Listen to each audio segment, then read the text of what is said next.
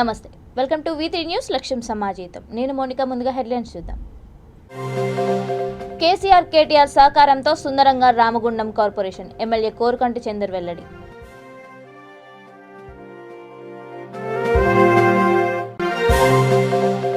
అంతర్రాష్ట్ర నకిలీ సర్టిఫికెట్ల ముఠా గుట్టు రట్టు, నలుగురి arrest, central zone DCP Rajesh Chandra వెల్లడి.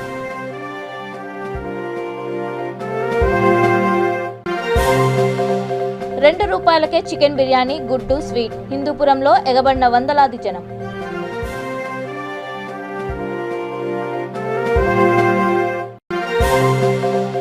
ఎమ్మెల్సీ రమేష్ వర్గీయులు నాపై దాడికి యత్నించారు. ప్రొద్దుటూరు వైసీపీ నేత కసిరెడ్డి మహేశ్వర్ రెడ్డి ఆరోపణ. ఇక డీటెయిల్స్ చూస్తే, సీఎం కేసీఆర్, మంత్రి కేటీఆర్ సహకారంతో రామగుండం కార్పొరేషన్ పరిధిలో నిధుల కొరత లేకుండా ప్రతి డివిజన్ను సుందరంగా తీర్చిదిద్దేందుకు ప్రయత్నిస్తున్నామని పెద్దపల్లి జిల్లా రామగుండం ఎమ్మెల్యే కోరుకంటి చందర్ తెలిపారు. 42వ డివిజన్లో 30 లక్షల రూపాయల ప్రత్యేక నిధులతో చేపట్టిన సీసీ రోడ్డు నిర్మాణ పనులకు శంకుస్థాపన చేశారు. ఈ కార్యక్రమంలో నగర mayor doctor Anil Kumar, deputy mayor Abhishek Rao, స్థానిక కార్పొరేటర్ బాలరాజ్ కుమార్తో పాటు మున్సిపల్ అధికారులు పాల్గొన్నారు.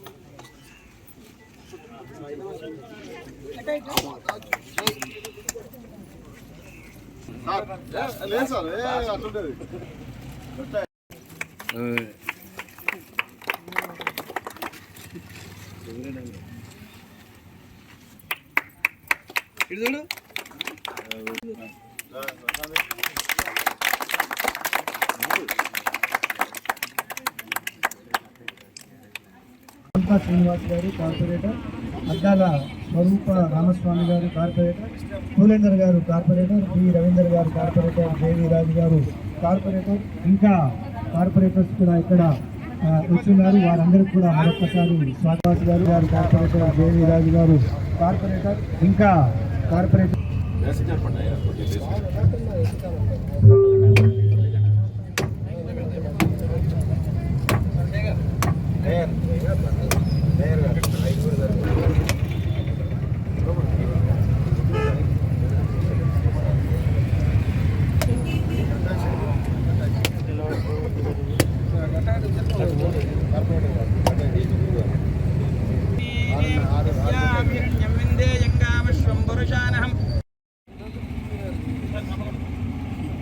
ఈరోజు రామగుండం కార్పొరేషన్లో 42వ డివిజన్ బాలరాజ్ కుమార్ గారి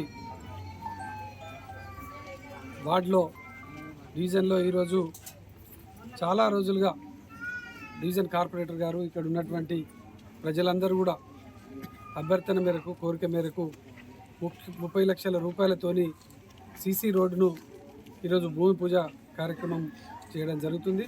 ఈ యొక్క కార్యక్రమానికి అధ్యక్షత వహిస్తున్నటువంటి గౌరవనీయులు మన 4.5 ఏళ్ల క్రితం ఈ యొక్క డివిజన్లో పర్యటన చేసినప్పుడు ఈ యొక్క శ్రీనివాస్ టాకీస్కి సంబంధించినటువంటి రోడ్డు కానీ, ఈ మధ్య కాలంలో మేకల మార్కెట్కు వచ్చినప్పుడు అక్కడ మార్కెట్లో ఉన్నటువంటి ప్రజలు ఎదుర్కొంటున్నటువంటి ఇబ్బందులను కానీ వారు చెప్పిన తర్వాత వెంటనే గౌరవ మేయర్ గారితో కౌన్సిల్ దృష్టికి తీసుకుపోయిన సందర్భంలో రాజ్ కుమార్ గారు పట్టుబట్టి వెంటనే దీన్ని టెండర్ పిలవాలి, వెంటనే పనులను ప్రారంభం చేయాలి. వేలాది మంది ఈ యొక్క రోడ్లో ప్రయాణం చేస్తూ ఉన్నారు. మళ్ళీ వర్షాకాలం వస్తే బాగా ఇబ్బంది అవుతుందని ఆలోచన చేసి దీని మీద ఒత్తిడి చేసినటువంటి సందర్భంలో వెంటనే దీనిపైన మనము కార్యాచరణ తీసుకొని పట్టణ ప్రగతి నుండి 30 లక్షల రూపాయలు ఈరోజు మనం పనులను ప్రారంభం చేసుకోవడం జరుగుతూ ఉన్నది. గౌరవ ముఖ్యమంత్రి కేసీఆర్ గారు తెలంగాణ రాష్ట్రం ఏర్పడిన తర్వాత తెలంగాణ రాష్ట్రంలో ఉన్నటువంటి పట్టణాలలో ఉన్నటువంటి మౌలిక వసతులను, పట్టణాలలో ఉన్నటువంటి ప్రజలు ఎదుర్కొంటున్నటువంటి సమస్యలను పరిష్కారం చేయడం కోసం పట్టణ ప్రగతి కార్యక్రమం ద్వారా, అదేవిధంగా సీఎం ప్లాన్ గ్రాంట్ నిధుల ద్వారా వందలాది కోట్ల రూపాయలను వెచ్చించడం జరిగింది. ఇప్పటికీ ఈ యొక్క డివిజన్లో సుమారు 1.5 కోటి వరకు ఖర్చు పెట్టి ఈ యొక్క వివిధ అభివృద్ధి కార్యక్రమాలను ప్రారంభం చేసుకోవడం జరిగింది. గతంలో 1 కోటి రూపాయలు పెట్టాలంటేనే చాలా కష్టమైనటువంటి పరిస్థితి. తెలంగాణ రాష్ట్రం ఏర్పడిన తర్వాత తెలంగాణ రాష్ట్రంలో నిధులకు కొరత లేకుండా ప్రత్యేకంగా రామగుండం పారిశ్రామిక ప్రాంతంలో ఉన్నటువంటి ఈ యొక్క మున్సిపల్ కార్పొరేషన్కు ఎటువంటి నిధుల కొరత లేకుండా ఎక్కడైతే ప్రజలు సమస్యలతోని సతమతమవుతున్నారో, ప్రజలు ఎక్కడైతే అవసరం ఉందో ఆ యొక్క రోడ్లను, అక్కడ ఉన్నటువంటి డ్రైనేజ్ సిస్టమ్ను, అక్కడ ఉన్నటువంటి తాగునీటి వసతిని, అక్కడ ఉన్నటువంటి కార్యక్రమాలను మేము ప్రత్యేకంగా దృష్టి పెట్టి ఒక్కటొక్కటిగా పరిష్కారం చేసుకుంటూ ముందుకు పోవడం జరుగుతుంది. కరోనా వ్యాప్తి చెందడం. అంతర్రాష్ట్ర నకిలీ విద్యా ధృవపత్రాల ముఠా గుట్టును సౌత్ జోన్ టాస్క్ ఫోర్స్ పోలీసులు రట్టు చేశారు. ఈ సందర్భంగా 4 నిందితులను అరెస్ట్ చేశామని, మరో 2 పరారీలో ఉన్నారని సెంట్రల్ జోన్ డీసీపీ రాజేష్ చంద్ర మీడియా సమావేశంలో తెలిపారు. నిందితులపై హైదరాబాద్లోని పలు పోలీస్ స్టేషన్లలో చీటింగ్ కేసులు నమోదయ్యాయని అన్నారు. 13 యూనివర్సిటీలకు చెందిన 140 సర్టిఫికేట్లను సృష్టించారని తెలిపారు. ఇప్పటికే 30 మందికి అందజేశారని అన్నారు.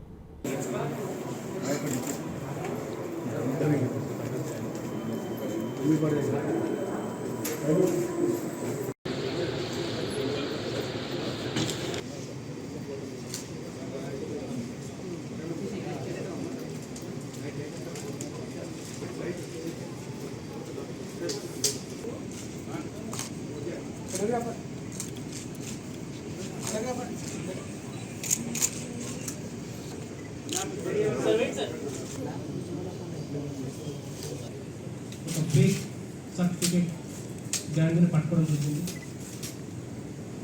ఈ గ్యాంగ్ వద్ద సుమారు around 140 fake certificates from various universities, Tamil Nadu State Board University, Andhra University. Course were conduct cheyaru, but this fellow has printed that certificate.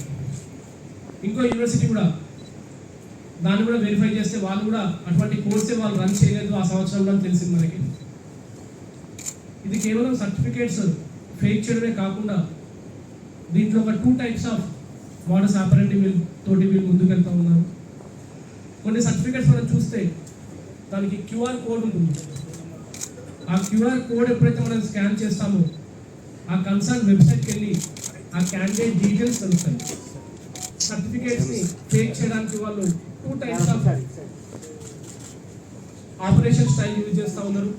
Number 1, వాళ్ళు కొన్ని ప్రైవేట్ సైట్స్ లైక్ గోడాడి లాంటి సైట్స్లో వెళ్ళి ఇటువంటి ఒక మిర్రర్ సైట్ని, ఫర్ ఎగ్జాంపుల్ అన్నా university లాంటి ఒక mirror సైట్ని వాళ్ళు క్రియేట్ చేసేసి ఈ QR కోడ్ తోటి వాళ్ళకు రీరూట్ చేసుకుంటున్నారు. That's 1 thing. సెకండ్ థింగ్, మనకి ఇప్పటి వరకు ఇన్వెస్టిగేషన్లో తెలిసింది కొన్ని యూనివర్సిటీస్లో కంప్యూటర్ ఆపరేటర్స్ తోటి వాళ్ళతోటి కొలాబరేట్ అయ్యి వాళ్ళ వెబ్సైట్లో టెంపరీగా ఫర్ 1 week or 2 weeks ఈ ఫేక్ డీటెయిల్స్ని కూడా అప్లోడ్ చేసి దాని తర్వాత సబ్సిక్వెంట్గా వీళ్ళ పర్పస్ సర్వ్ అయిన తర్వాత దాన్ని రిమూవ్ చేయడం జరుగుతూ ఉంది. ఈ 2 స్టైల్స్లో కూడా వీళ్ళు చాలా ఆర్గనైజ్డ్ వేలో ఈ ఫేక్ సర్టిఫికేట్ ర్యాకెట్ని ఆపరేట్ చేస్తూ ఉన్నారు. ఈ ర్యాకెట్ సంబంధించి కీలకమైన వ్యక్తులు ఎహ్తెషామ్ ఉద్దీన్ హుసేన్ ఇతను వీళ్ళకి సంబంధించి ఒక 2 కేసెస్ మన హైదరాబాద్లో రిజిస్టర్ అయింది. నాంపల్లి పోలీస్ స్టేషన్లో cheating come forgery case, Santosh Nagar police స్టేషన్లో కూడా చీటింగ్ కమ్ ఫోర్జరీ కేసు. ఒక చిన్న లీడ్ తీసుకొని ఒక ఫేక్ సర్టిఫికేట్ ర్యాకెట్ మొత్తం నేషనల్ లెవెల్లోనే వేరియస్ స్టేట్స్లో కూడా వీళ్ళు ఆపరేట్ చేస్తూ ఉన్నారు. ఇటువంటి ఒక ర్యాకెట్ని బస్ట్ చేసిన సౌత్ జోన్ టాస్క్ ఫోర్స్ టీమ్కి, డీసీపీ గారికి, inspector and all the team మెంబర్స్కి సిపి హైదరాబాద్ ఆనంద్ సార్ తరఫున కంగ్రాచులేషన్ విషెస్ కూడా చెప్తా ఉన్నాము. అండ్ వీళ్ళందరికీ కూడా సిపి సార్ స్వయంగా ఒక రివార్డ్ ప్రపోజల్ కూడా పెట్టి ఎంకరేజ్ చేస్తా అని చెప్పి కూడా ఆల్రెడీ చెప్పడం జరిగింది. సో ఫైనల్లీ అందరు సిటిజన్స్కి ఒక అపీలు, కన్సల్టెన్సీ వాళ్ళు చెప్పే మాటలు ముఖ్యంగా ఈ ఫేక్ సర్టిఫికేట్ సంబంధించి అబ్రాడ్కి వెళ్ళడానికి కానివ్వండి లేదా జాబ్ పర్పస్లో కానివ్వండి ఎటువంటి ఫేక్ సర్టిఫికేట్స్ వీళ్ళు ఇప్పిస్తారని కూడా నమ్మొద్దు. ఉద్యోగాలు అనేవి ఇట్లా రావు. అండ్ ఉద్యోగాలు వచ్చిన తర్వాత పోలీస్ వెరిఫికేషన్ ఉంటుంది. ఆ పోలీస్ వెరిఫికేషన్లో మొత్తం బయటకు వస్తుంది. అప్పుడు మీరు కూడా ఈ స్కామ్లో, ఈ చీటింగ్ కేసులో భాగస్వాములు అవుతారు. So don't get in to this track. So thank you so much. Depends on certificate qualification 50,000 నుంచి 1 lakh మధ్యలో వాళ్ళు ఛార్జ్. ఇప్పటి వరకు మనకు తెలిసినంత వరకు అయితే 140 సర్టిఫికేట్ వాళ్ళు ఇష్యూ చేసినారు. ఇంకా ఫర్దర్ ఇన్వెస్టిగేషన్ మనకు తెలుస్తుంది. నాన్ వెజ్ ప్రియులకు చికెన్ బిర్యానీ అంటే ఎవరికి ఇష్టం ఉండదు చెప్పండి. బిర్యానీ 2 రూపాయలకే వస్తుంటే అందరూ పరుగులు తీశారు. బిర్యానీతో పాటు గుడ్డు స్వీట్ను నిర్వాహకులు ఇవ్వడంతో లొట్టలు వేసుకొని మరీ తిన్నారు. ఈ విందుని హిందూపురం ఎమ్మెల్యే సినీ నటుడు బాలకృష్ణ అందించారు. ఎన్టీఆర్ శత జయంతి సందర్భంగా శ్రీ సత్యసాయి జిల్లా హిందూపురంలో ప్రతిరోజు నిరుపేదలకు 2 రూపాయలకే భోజనం అందించేందుకు బాలయ్య ఏర్పాటు చేసిన అన్న భోజనశాల 200 రోజులు పూర్తి చేసుకుంది. ఈ సందర్భంగా 2500 మంది పేదలకు చికెన్ బిర్యానీ, గుడ్డు స్వీట్ను ప్రభుత్వ ఆసుపత్రి గేట్ సమీపంలో టీడీపీ నాయకులు ఏర్పాటు చేశారు. బిర్యానీ విందును ఆరగించేందుకు జనం బారులు తీరారు.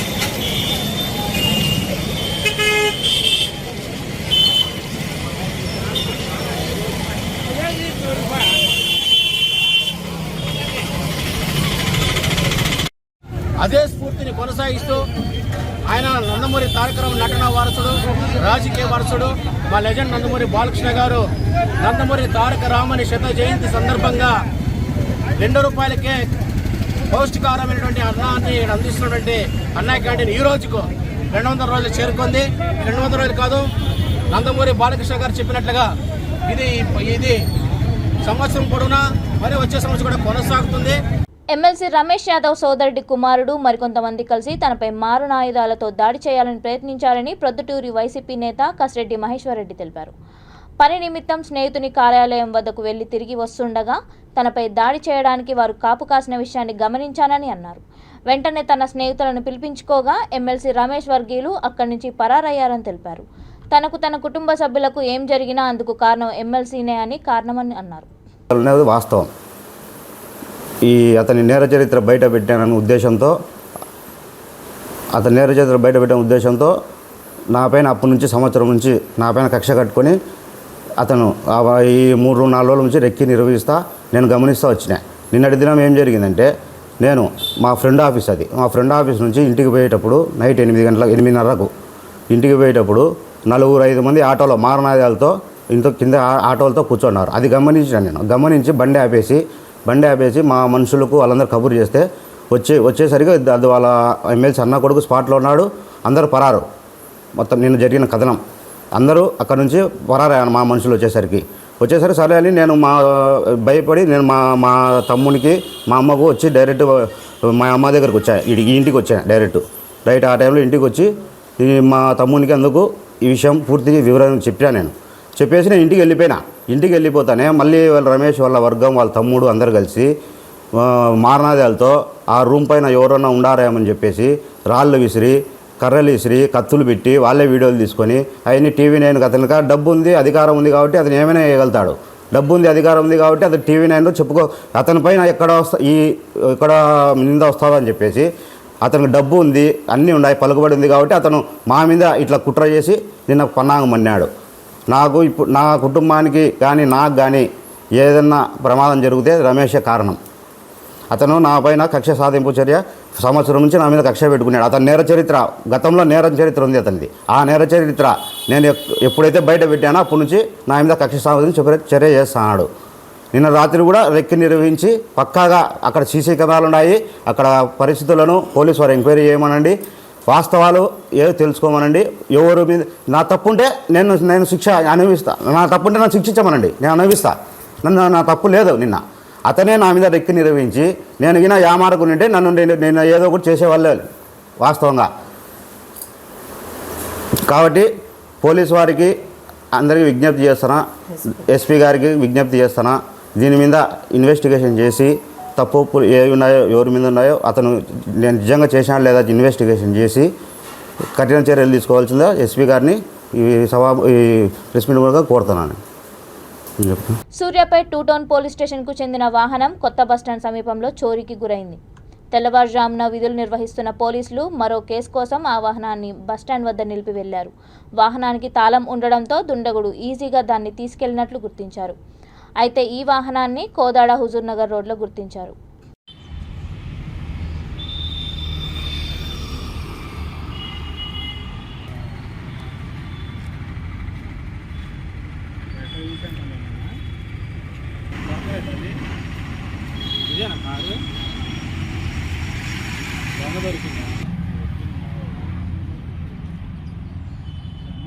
తూర్పుగోదావరి జిల్లా అనపర్తి ఏరియా ఆసుపత్రిలో వైద్యం వికటించి బాలింత మృతి చెందింది. పిడపర్తి గ్రామానికి చెందిన రాయి ఆదలక్ష్మి ఏరియా ఆసుపత్రిలో వైద్య సేవలు పొందుతోంది. జనరల్ చెకప్కు వచ్చిన ఆమెను పరీక్షించిన వైద్యులు అత్యవసరంగా ఆపరేషన్ నిర్వహించారు. ఆడ శిశువును బయటికి తీశారు. అప్పటికే బాలింత పరిస్థితి విషమంగా ఉండడంతో మెరుగైన వైద్యం కోసం కాకినాడ ఆసుపత్రికి తరలించారు. అక్కడ వైద్యులు ఆదిలక్ష్మి అప్పటికే మృతి చెందిందని తెలిపారు. బాలింత మృతదేహంతో బంధువులు అనపర్తి ఏరియా ఆసుపత్రికి వచ్చి ఆందోళన చేపట్టారు. పోలీసులు మృతురాలి బంధువులతో చర్చించి కేసు నమోదు చేసి దర్యాప్తు చేపట్టారు.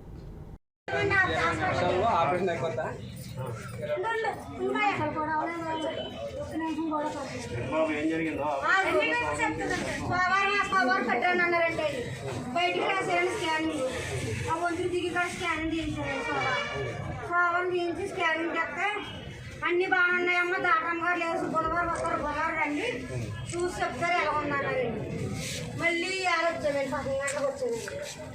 శ్రీకృష్ణకే తీసుకొచ్చానండి. నేను శ్రీకృష్ణకి తీసుకొస్తే అన్ని బాగున్నాయన్నారండి. బీపీ కూడా చూసారు, బీపీ కూడా అన్ని బాగున్నాయన్నారు. మిషన్ అయితే పెట్టారండి. ఆ మిషన్లో కూడా అన్ని బాగున్నాయే అన్నారండి. అమ్మగారండి మేము ఏమి తెచ్చుకోకుండా వచ్చామండి, శ్రీకృష్ణకే తీసుకొచ్చామండి అని చెప్పారండి. అంతకుముందు 4 కేసులు వచ్చినాయండి ఆపరేషన్కి. వాళ్ళు ఎవరన్నా పక్కన పెట్టేసేయండి, నేను ఏమి తెచ్చుకోలేదని చెప్పానండి. చెప్పినా సరే మీరు అన్ని ఇప్పుడు తెచ్చుకోండి, ఇంటికాడ ఎవరన్నా ఉంటే తెచ్చుకోండి అని చెప్పారు. ఇంటికాడ మొగోళ్ళు ఎవరు లేరని అని చెప్పారండి. నేను అంటే ఎవరన్నా ఉంటే తెచ్చుకోండి, బయటకు అన్ని రాస్తాము, ఇక్కడ ఎవరు లేరు, ఇక్కడ ఏమి ఏ పనిముట్లు లేవు, ఏంటి ముద్దు మందు కూడా బయట నుంచి తీసుకురావాలా, 2 ఏళ్ళు అవుతాయి అన్నారండి. అలాగే లేదండి అమ్మగారు అని అంతేనండి.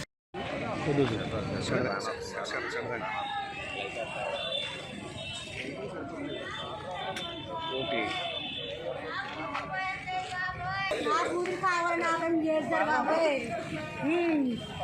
27 కొంత కాబట్టి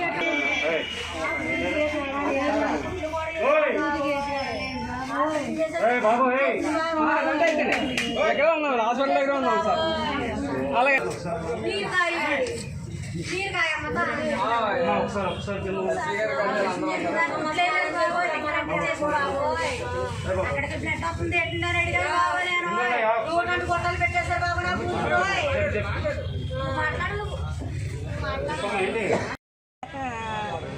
మాట్లాడు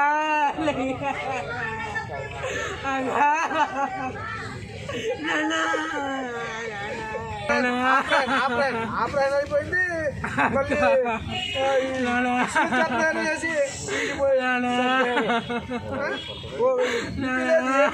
నార్మల్ ఉన్నాయి, బిడ్డతో అలాగన్నారని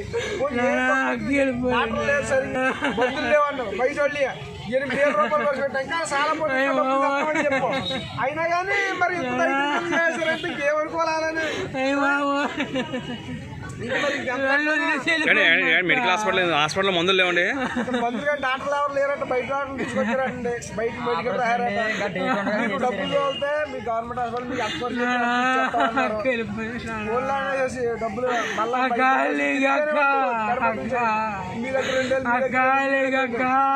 8,000 ఖర్చు పెట్టా ఇంకా అంతకంటే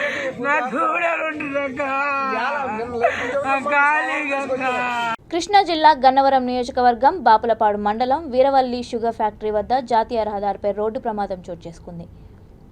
వేగంగా వస్తున్న ఆటో అదుపు తప్పి పల్టీలు కొట్టింది. ఈ సంఘటనలో ఆటో డ్రైవర్ నాగరాజుకు తీవ్ర గాయాలయ్యాయి. ఇతని పరిస్థితి విషమంగా ఉంది.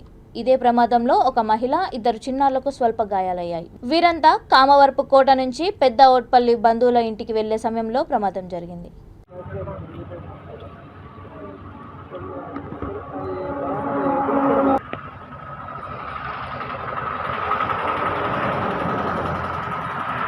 కృష్ణా జిల్లా గన్నవరం నియోజకవర్గం ఉంగుటూరు మండలం పొట్టిపాడు వద్ద లారీని వెనుక నుంచి వచ్చిన మినీ వ్యాన్ ఢీకొంది. ఈ ప్రమాదంలో వ్యాన్ క్యాబిన్లో ఇరుక్కుపోయి విజయవాడకు చెందిన వీరంకి కృష్ణ అనే వ్యక్తి మృతి చెందాడు.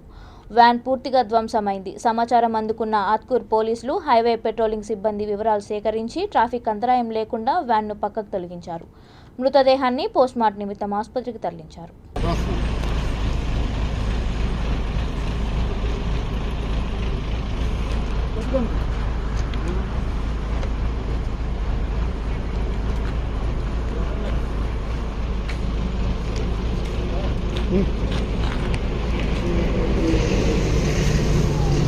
ఇది అట్లా చేసామా, ఇది ఆడి మీద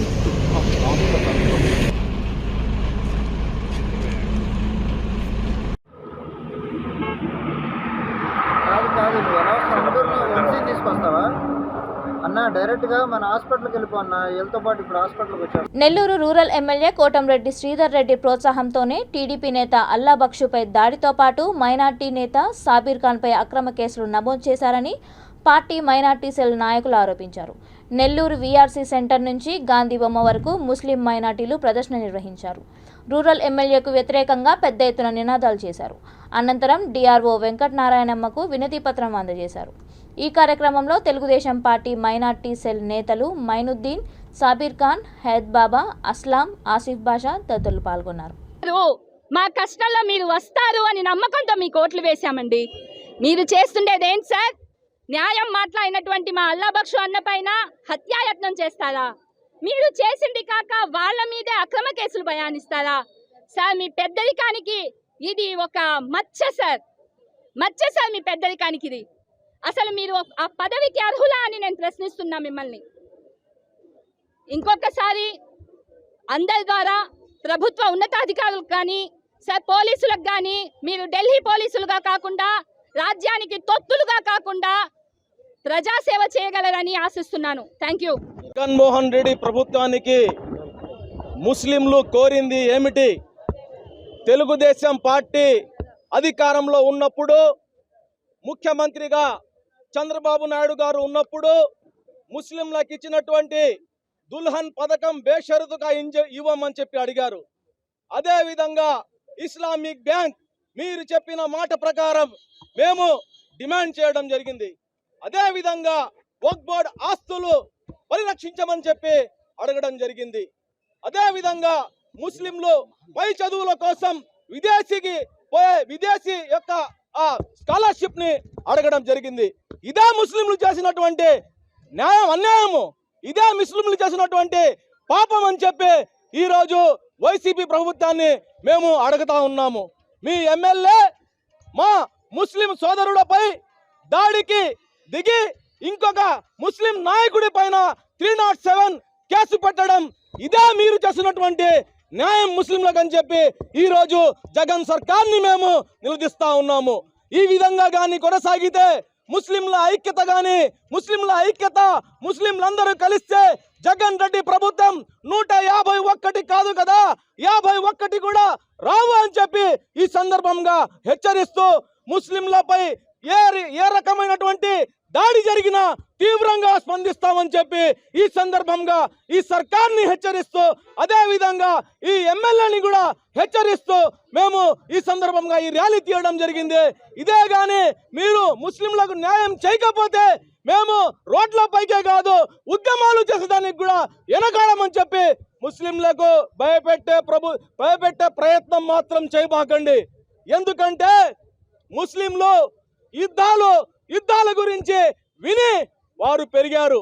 అదే విధంగా ముస్లింలు పిరికి వారు కాదు అని చెప్పి ఎన్నోసార్లు సింహపూరి గడ్డపై పోరాటాలు చేసి నిరూపించడం జరిగింది.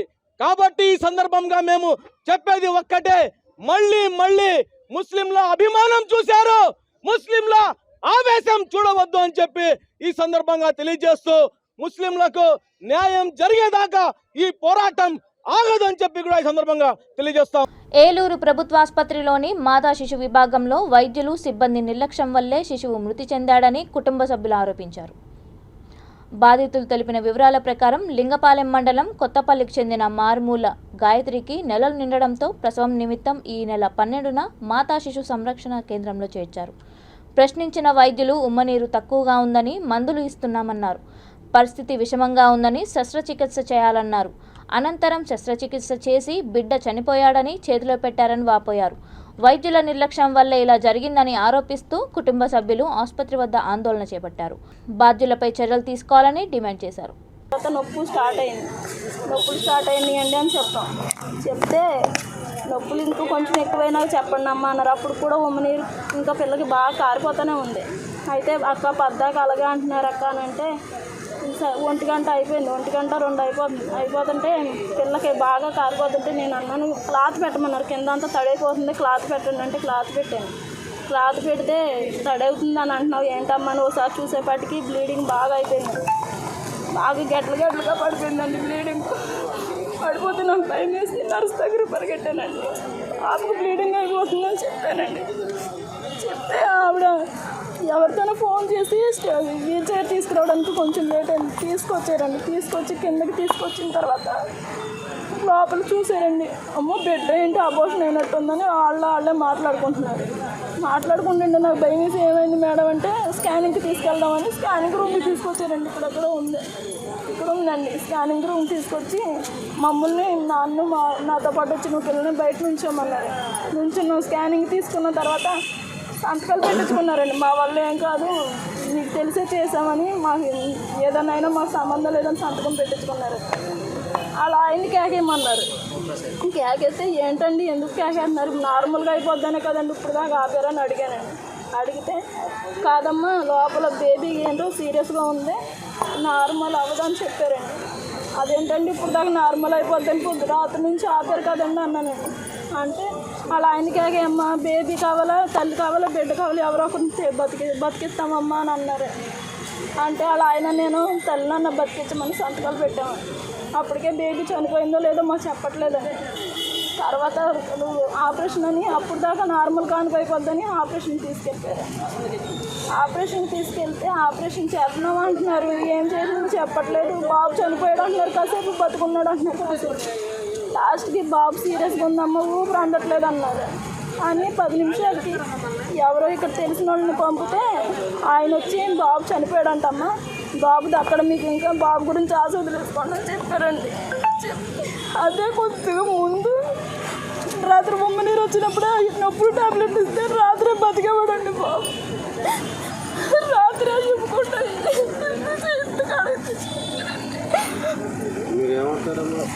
ఆ పిల్లకి తల్లిదండ్రులు లేరండి. నేను మేనత్తుని, నా దగ్గరే ఉందండి. పెళ్లి చేసుకోవడం నేనే. బాబు చనిపోయాడని ఆపరేషన్ చేసినప్పుడు చెప్పారండి. ఆపరేషన్ చేసినప్పుడు కూడా చాలాసేపు బాబుకు ఊపిరి అందుతలేదు, చెప్పలేము అంటున్నారండి. అంటుంటే నేను నిజంగానే బాబుకు ఊపిరి లేదేమో, బతికించడేమో అని ప్రార్థన చేసుకుంటానంటే బతికించమని తీరా చూసి చచ్చిపోయాడని చెప్పారు. మీ పేరు? బులెటిన్ ముగించే ముందు హెడ్లైన్స్ మరొకసారి.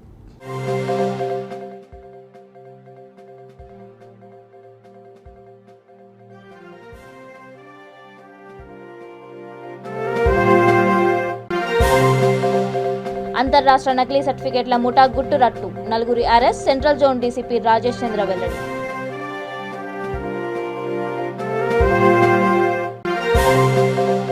₹2 చికెన్ బిర్యానీ, గుడ్డు, స్వీట్. హిందూపురంలో ఎగబడిన వందలాది జనం.